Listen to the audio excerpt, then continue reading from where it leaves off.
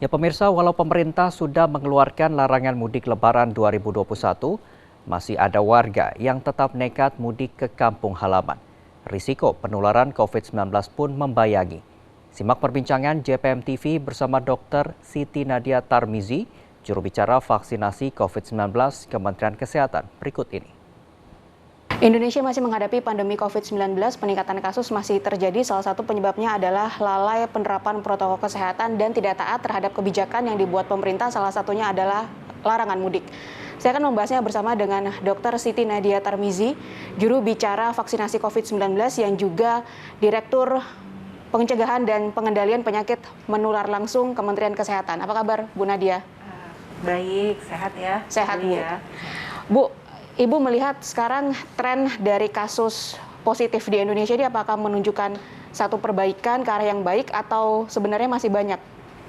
Ya, jadi kalau kita melihat tren penurunan kasus COVID-19 ya, jadi kita tahu sejak Februari ya, yang tadinya di Desember Januari itu cenderung kasus konfirmasi yang positif maupun kasus aktif itu terus meningkat, di pertengahan Februari itu sudah mulai turun ya. Jadi terjadi grafik penurunan sampai dengan sebenarnya April bahkan di Mei ini. Tapi kita melihat 2-3 minggu ini kelihatannya angka baik itu angka kasus konfirmasi yang positif maupun juga kasus yang aktif itu stagnan ya. Kita bisa lihat sudah 2-3 minggu ini kasus yang positif itu berada di antara angka 5.000 sampai 6.000. Kemarin sempat naik 5.800 tapi kemudian turun lagi menjadi 5.400 tapi tidak bergerak turun ya. Kemudian kita melihat begitu juga untuk kasus angka aktif itu juga antara 120 sampai 125.000. Nah, yang perlu mungkin kita waspadai adalah walaupun angka kematian ya, itu sebenarnya angka kematian kan juga sebenarnya sudah turun ya dibandingkan Februari dibandingkan Desember Januari ya. Tapi di Februari memang cenderung turun tetapi masih terjadi peningkatan. Kita melihat dalam 2-3 minggu ini angka kematian itu terus meningkat ya. Jadi ini yang mungkin jadi kewaspadaan itu. Di sisi lain keterisian tempat tidur itu juga trennya meningkat. Jadi kalau kita lihat ada 24 provinsi ya dalam 1 bulan ini yang tren peningkatan keterisian tempat tidurnya terus naik. Oke, Bu, apakah juga dilihat bahwa ada potensi lonjakan karena beberapa masyarakat walaupun dilarang mudik sudah ada yang pulang kampung duluan? Nah, ini yang harus kita jaga ya. Jangan sampai potensi kita tahu ada potensi ya untuk terjadi lonjakan, tapi jangan sampai lonjakan kasus itu terjadi ya. Memang pemerintah kan sudah melakukan pengetatan mudik. Sekarang malah dilarang mudik ya, gitu sampai ada 381 titik-titik penyekatan ya. Nah, artinya betul-betul sebenarnya pemerintah berusaha supaya mobilitas atau pergerakan itu sangat-sangat dikurangi. Karena kita tahu setiap ada mobilitas, setiap ada pergerakan orang dalam jumlah banyak, pasti terjadi lonjakan kasus. Nah, ini kalau untuk yang sudah mudik di kampung halamannya, tentunya untuk menjaga keselamatan dirinya dan keluarganya serta keluarga yang ada di kampung. Kalau kita sudah di kampung, tetap jalankan protokol kesehatan. Walaupun lagi kumpul-kumpul atau silaturahmi, tetap protokol kesehatan. Ya, kita tahu bahwa kita upayakan kalau makan harus ada jarak, ya, kemudian tidak melepas masker walaupun sedang berkumpul bersama keluarga besar. Bu, ini kan walaupun sudah ada larangan, tapi masyarakat tetap pulang. Nah, ini sudahkah ada hitung-hitungan mitigasi dari Kementerian Kesehatan, kesiapan seperti apa jika nanti ada lonjakan kasus tiba-tiba misalnya? Iya, jadi walaupun sudah dilarang pemerintah, kita tahu ada sekitar 7% ya yang tetap akan mudik ya. Ini kan artinya kurang lebih 18,9 juta orang akan melakukan mudik ya. Nah, tentunya ini memang harus kita antisipasi ya.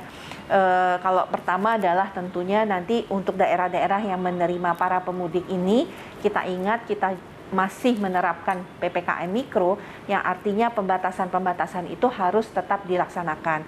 Yang kedua, monitoring dari protokol kesehatan harus tetap dijalankan, ya, termasuk juga mendeteksi kasus-kasus, jadi penguatan testing, pelacakan kasus, maupun juga isolasi dengan cepat kasus-kasus yang ditemukan, itu juga upaya untuk menekan laju lonjakan kasus tadi, ya. Kalau kita lihat kan lonjakan kasus itu antara 30% sampai dengan 40%, ya. Nah, itu yang diharapkan sudah diantisipasi. Karena kalau kita lihat sekarang ini kan keterisian tempat tidur, baik itu di tempat isolasi maupun tempat tidur untuk intensif itu rata-rata di bawah 60%, ya. Tentunya kita antisipasi jangan sampai lebih dari 30%. Tentunya kalau dari 30% kan sudah sangat menjadi beban untuk pelayanan kesehatan. Apa resikonya Bu buat seseorang yang memilih mudik lebih awal atau yang masih berniat pikir-pikir kayaknya nanti deh tunggu longgar sedikit saya akan pulang kampung. Apa resikonya bagi masyarakat? Ya, kita ini kan masih dalam situasi pandemi, ya, Mbak. Jadi artinya virus di sekitar kita ini masih sangat banyak, ya. Artinya konsentrasi virus di sekitar kita itu sangat tinggi. Jadi resiko penularan kita itu masih sangat besar, ya. Nah, tentunya kalau kita masih mau memikirkan mudik saat ini, kita harus memikirkan bahwa kita perlu menjaga keselamatan. Bukan saja keselamatan kita sendiri, tapi keselamatan orang lain, ya. Jadi kalau misalnya masih mau mikir mudik, harus pikirkan bahwa nanti jangan sampai setelah saya mudik, keluarga saya yang di kampung itu malah sakit, ya kan? Karena kembali saya ingatkan bahwa tidak ada jaminan bahwa walaupun kita sudah membawa surat pemeriksaan laboratorium kita itu negatif, ya, dengan pemeriksaan PCR ataupun rapid antigen, tidak berarti nanti sampai kampung kita pasti akan selalu negatif. Nah, ya, karena di dalam perjalanan kita mudik itu kan kita masih ketemu orang, berinteraksi dengan orang, dan disitulah keterpaparan itu akan terjadi. Bu, ini juga bisa dikatakan bahwa belum semua daerah ini menerapkan protokol kesehatan secara ketat dan masih ada yang rendah. Nah, ini data dari Kemenkes, daerah mana saja Bu dan seberapa rendahkah? Kalau kita melihat, ya, yang kepatuhannya sangat tinggi itu kurang lebih 35%.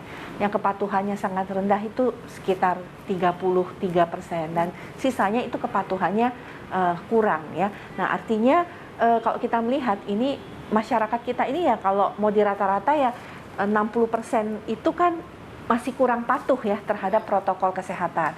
Nah, di tengah dengan angka survei yang terus-menerus kita lihat bahwa kurang lebih misalnya menerapkan masker itu yang paling tinggi loh, sekitar 60-70%. Berarti masih ada 40% nih yang tidak pakai masker dengan benar. Apalagi kalau kita bicara cuci tangan dan menjaga jarak, itu lebih rendah lagi, angkanya hanya 40% sampai 50% yang patuh menerapkan itu. Dan artinya dengan tidak disiplinnya protokol kesehatan ini sangat berkontribusi, ya, terhadap terjadinya lonjakan kasus. Jadi dua hal tadi, mobilitas, tidak protokol kesehatan itu akan memberikan dampak peningkatan kasus COVID-19. Dan kita selalu ingat yang namanya peningkatan kasus COVID-19 itu sifatnya selalu eksponensial. Jadi dia tidak meningkat 2 kali, tapi 2 kali, setelah 2 kali jadi 4 kali, setelah 4 kali menjadi 8 kali, bahkan 16 kali. Jadi kelipatannya itu luar biasa. Oke, baik. Terima kasih Bu Nadia atas waktunya. Sebaiknya adalah tetap menahan diri di tengah Indonesia masih belum selesai, masih belum keluar dari pandemi COVID-19. Terima kasih sekali lagi Bu Nadia atas waktunya.